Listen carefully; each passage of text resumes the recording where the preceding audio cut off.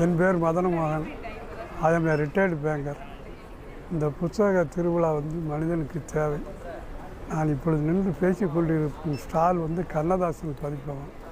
நிறைய ஸ்டால் இருக்குது. அதில் 201 பாபா பப்ளிகேஷன் நிறைய புக் வச்சுருக்குறாங்க.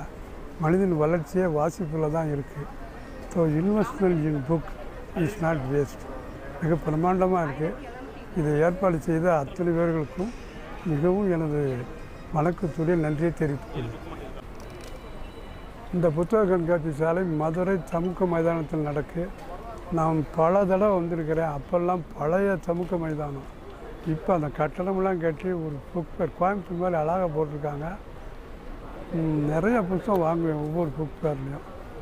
இப்போ அரங்கமும் அருமையாக இருக்குது, அமைப்பும் அருமையாக இருக்குது.